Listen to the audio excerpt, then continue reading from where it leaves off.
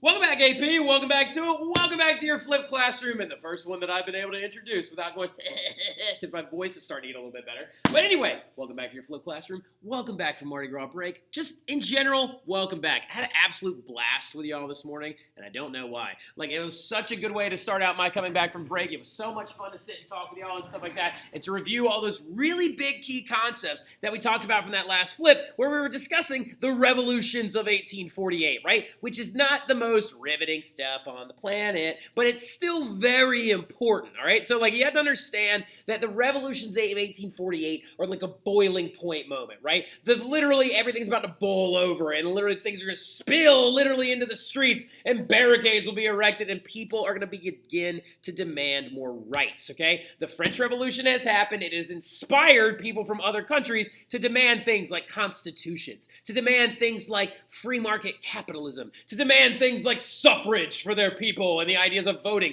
and legislative branches and ways to systematically approach law that's not going to be so like totalitarian and absolutist in nature, right? So we talked heavily in the last flip about the 1848 revolution in France, right?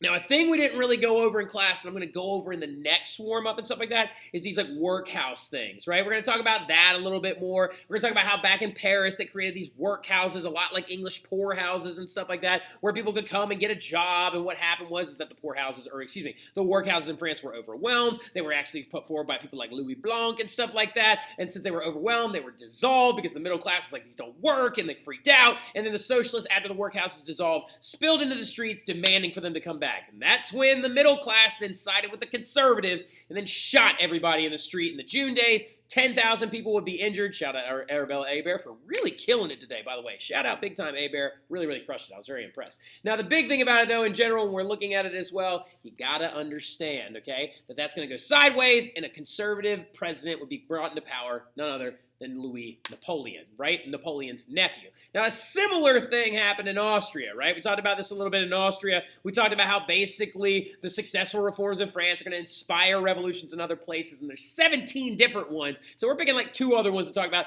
And remember, we're not looking at the nitty-gritty little iotas of detail. Shout out Delilah, okay? We're not focusing on these tiny little aspects that you have to memorize. Olivia, it's not necessary. I just need you to know the pattern. The thematic pattern that will happen is middle class and socialists will come together. They will demand more rights. They will get those rights because of the way the revolutions function with the barricades and the intensity and the military not being able to move through these right here. The barricades actually were put up in Vienna, and stuff like that. Not in Paris, but in Vienna. And then what's going to happen is phase 3 will happen. Middle class, socialists start to disagree with each other. Middle class gravitates toward the conservatives. Conservatives and middle class come in, roll back the reforms, and kind of suppress the socialist uprising. But there is going to be some things that do happen.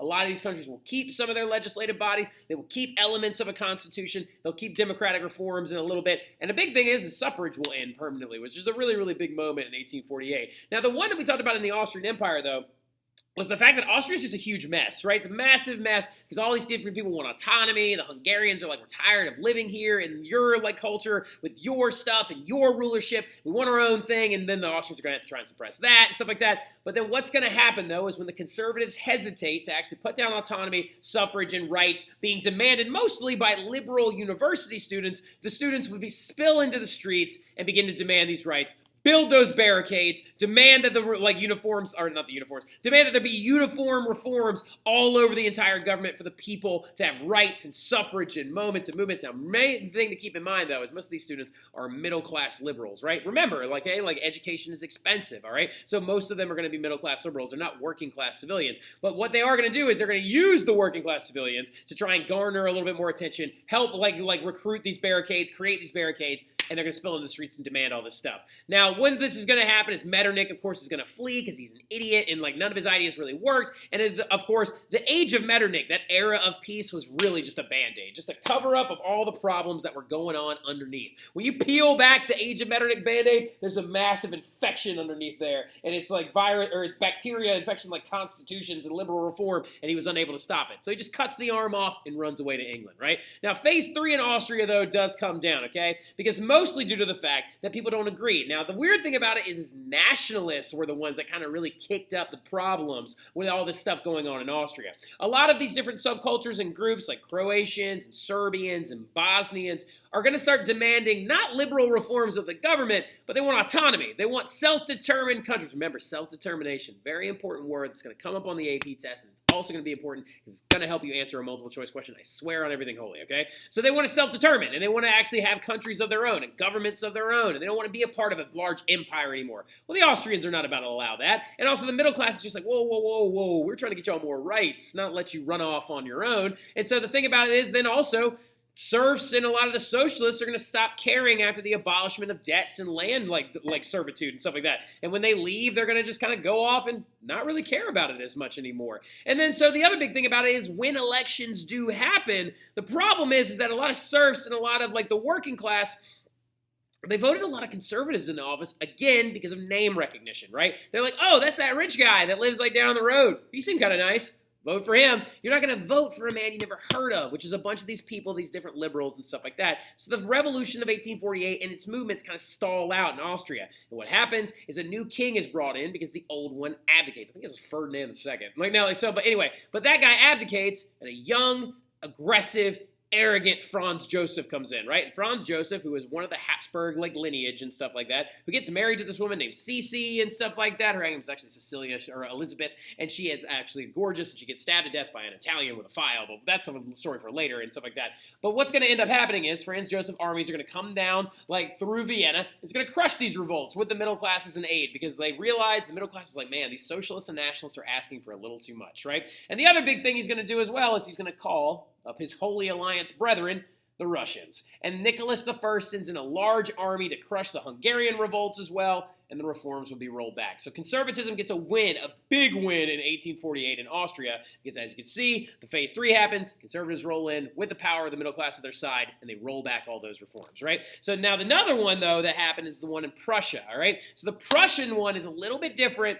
It's a little more systematic. It's a little easier to understand, right? But remember, it's just about the rhythms. It's not about the it's not about like the easy breezy, beautiful cover girl. No, it's not about that. It's more along the lines about the easy thematic shifting, right? We got phase 1, we got phase 2, we got phase 3, we got phase 4, right? And if any of y'all need help, like graphically organizing this stuff and looking at it in a different way, come on in and we'll talk about it, okay? Now, Prussian liberals, though, are going to show up and they're going to demand a liberal constitutional monarchy. Now, so the Prussian liberals are mostly like students as well, middle-class liberals, and they're using the socialists to actually garner a more aggressiveness and more aggressive rights. And they're going into the working class and being like, look, don't you want a constitution? Don't you want the right to vote? Don't you want freedom of speech? Instead of an absolute authority figure like we've had under the Hohenzollern family for so long, right? Workers and liberals are going to copy the French, okay, the French one, and they're going to have a revolution in Berlin. And that's going to happen in March of 1848. Remember, springtime of the peoples, right? In 1848, in the springtime, is when most of these revolutions popped up, okay?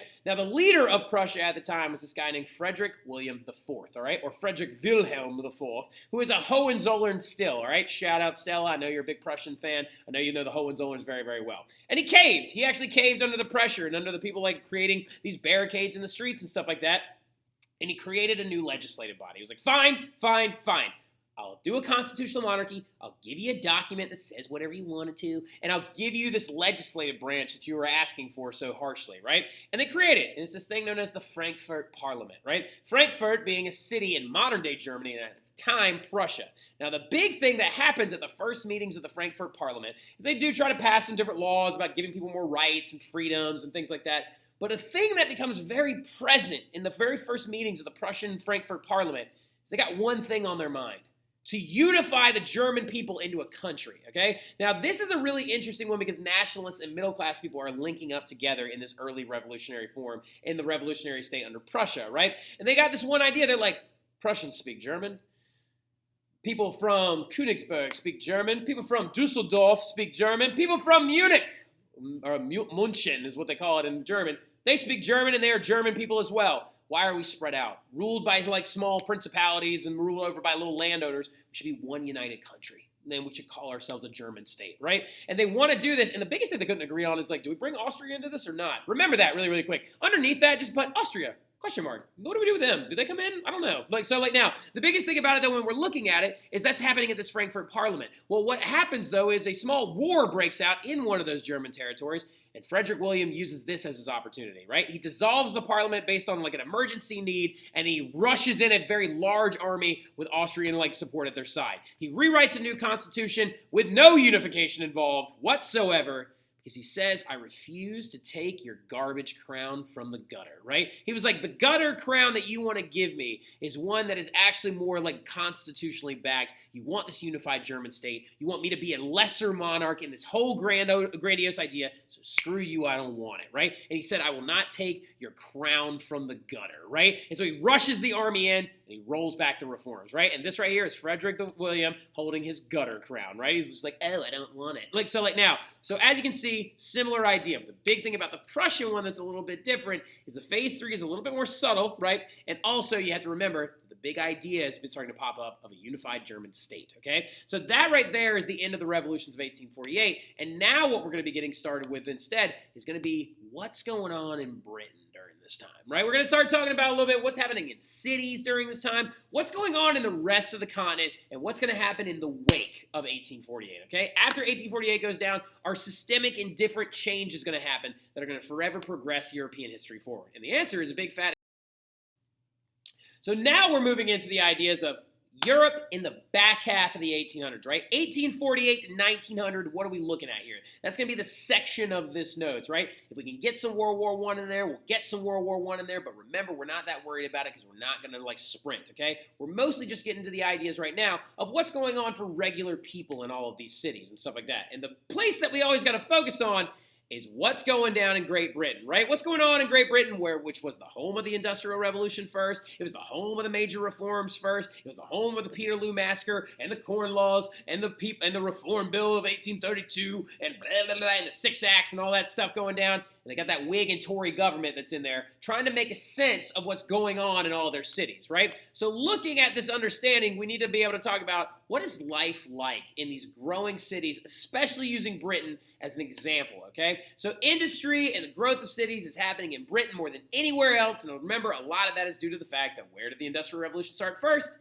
Started in Britain first, right? So their cities, Manchester, is going to be heavily affected more than anything else, all right? So the thing that we need to understand is what has life been like while in England during all these revolutions of 1848? Well, so the people back in Britain, they're a little less poor. If you were a poor working class person and stuff like that in Great Britain, you were poor, but you're less poor. Mainly just because wages are still rising a little bit, right? Wages are rising a little bit. Working conditions are beginning to get a little bit better. And why are these two things happening? Mostly due to the liberal reform of the government at the time, right? Mostly due to the fact that they're bringing in things like the Mines Act, the Factories Act, the Reform Bill of 1832, and all those liberal reform things are leading to rising wages, leading to better working conditions, leading to people being like, look, let's not stick 5-year-old children in mines anymore because they might die, all right? So we're actually getting into the ideas now of direct government involvement on the ideas of people. And so now that wages are going up, that means that more poor people are beginning to be attracted more and more into the cities because the life does look a little bit better there than it does in an agrarian setup where it's if you have one famine, you could die. Now, the big thing about it, though, when we're looking at it is there's a problem, though. Liberal reform is leading to mass urbanization, okay?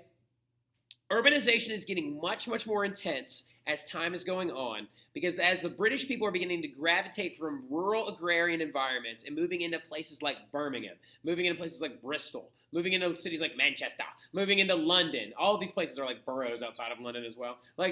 All these different areas to find work because they know that wages are increasing and that jobs are getting a little bit better. And maybe that factories aren't these satanic mills anymore, but it's a way that you can actually sustain your family, right?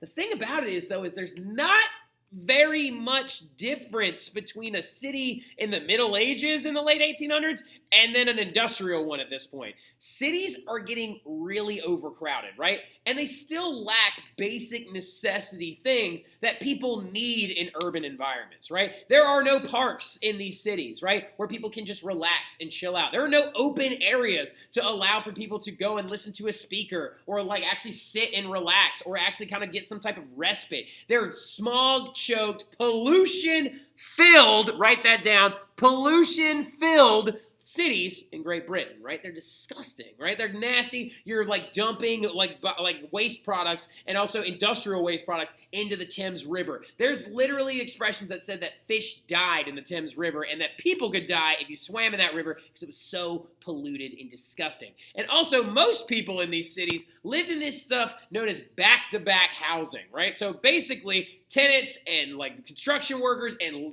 like landlords in the cities began to build what you would imagine almost like apartment buildings, right? Row homes that were sat back to back, right? And so the thing about it is like families would live inside these houses, but the house would be built for like 5, but families as large as 20 might live inside of it. And outside, you had a couple of things out there. You had a small area for washing your clothes and stuff like that, and then you had an outhouse. Now, the problem is that that outhouse was built for about 5 people, all right? So like now, but the average place had at least 8 people per house and could be as bad as 20, right? So like now, these homes are super overcrowded. That toilet's going to get super overcrowded. And they had no plumbing whatsoever. So as you can see, looking at this artistic rendering of an industrial city, look at how sad and kind of morose this is. We're going to actually have this over, like, up in the, in the warm-up tomorrow as well, to just kind of discuss, like, how, like, even the homes and places these people live have become, like, mechanized, right? This looks like a gear inside of a machine, and the people are just parts inside of it, right? As you can see, these people, like, sitting outside, there's their outhouse, there's this woman doing her laundry and hanging her clothes for the next day, and living in squalor due to the fact that they had no systems of plumbing. Apparently, human waste would begin to spill out of these outhouses every single month because you have tons of people living in these homes and way too many of them, and they're continually going to the bathroom inside these different areas, right? And these are in poor centers, poor working class centers surrounding factories and railroad areas in the middles and the densely populated areas of these cities, right? And apparently things were so bad that some poor families were even selling their own feces as fertilizer as a side hustle. That is disgusting, all right? Because there was no way to get it out, right? And the only time that anybody ever got your like waste out of your like plumbing or like your non-plumbing house or whatever is once a month when a truck would come by with a shovel and you would have to scoop it into said truck, right? Because mostly due to the fact that the density of population is growing every single year in these different cities. By 1851, which is kind of a marker year right after the revolutions of 1848, 35% of people in Great Britain lived inside of cities. That's over a third. That's 1 out of every 3 people that live in Great Britain lives inside of the cities, right? And these cities are becoming disgusting, polluted, and overcrowded. Now, really quickly, why are they becoming so overpolluted though? A lot of it's because of urbanization. And another reason why is there was no public transportation. If you wanted a job in a factory in a city, you had to move there. Why did you have to move there? Because there was no bus from your rural town that would get you in. There was no horse that you could borrow that the government provided that would get you in. So basically, you were forced to move into these areas. So when we're looking at the liberal reform, the Factories Act that happened before this, the Mines Act that happened before this, the Reform Bill that happened before this, like I said, that happened before all that stuff, when we're looking at it, is it middle-class opposition being like, oh, the ladies are working in the mines with no shirts on and it's disgusting? Like, so, or was it the liberal government, or was it the government just being like, we don't know what to do? It's kind of a mixture of both, right? The middle class kind of looked at these problems and they were like, oh, these are disgusting and degraded. And then the government was also like, we're also hurting our economy because we have people dying from like fecal-borne illnesses and stuff like that because it's disgusting out there, right? And so public health is going to take a major jump forward during this time period. And a thing known as the bacterial revolution is going to go down. And a lot of it is not led by, but it's kind of started by a very important man by the name of Jeremy Bentham. All right, so Jeremy Bentham, this is his wax sculpture, which is actually really, really interesting and stuff like that, inside of King's College in London that still has it to this day, and apparently they wheel him out for meetings and stuff like that so he can be there because he was on the board of directors. Jeremy Bentham, who was alive from 1748 to 1832 and did most of his work when it came to how to change cities and make them better for individuals, was known as an early 18th century philosopher, right? Died before the revolutions of 1848, but wanted to dramatically change the way that cities were set up, right? And he advocated for the freedom of pretty much everything. He was very much a classical liberal in a nutshell. He wanted freedom of work, free market capitalism. He wanted also women to not be restricted from roles within their home, leading their home, or also being an ownership of property. He also thought women should be able to express themselves by working or doing whatever they needed to, right? He also believed as well that there should be like freedom of expression, right, and free economic freedoms, and that the church and the state should be continue to be further separated as to not interfere with the economy and dictate any type of laissez-faire like system, right? So with this entire idea, Jeremy Bentham comes along, and he's the middle-class advocate for all these different things, and he is the creator of what is known as this concept called utilitarianism, right? He came up with this concept where he was like, what is good for the greatest number of people is good for everyone, right? And literally, his concept that he invented led to the ideas of utilities, right? There are things that you are provided in the United States of America that are believed to be things known as utilities because they are utilitarian and they are good for everybody. Your utilities include clean running water, electricity, and then also I think those are the main two. So like now, I don't know if there's another one. Internet actually might become a utility eventually, which is a very, very interesting little concept, okay? But he advocated for these concepts and this idea of utilitarianism and the growing access to so many different ideas and so many public health things and so many different aspects, right? And we're going to talk a little bit more about Jeremy Bentham, his ideas of utilitarianism, and how his concepts of helping out the greatest number of people, which at the time during these cities was a lot of these poor people. If we help out a lot of these poor people, it will make the businesses better. The businesses will be better. They will make more money. The more money they make, the more the government can tax. The more the government's taking tax, they can actually resurface it into better usage for everyone, right? And so the utilitarianism perspective is really important. And we're going to have another body part to actually add to that list tomorrow after we review. But I'll see y'all soon. Y'all have a good one. I hope y'all enjoyed this. I actually feel like this was a really, really kind of like apparent flip. Kind of hit all the big notes, but we'll talk about all that stuff soon. Y'all have a good one.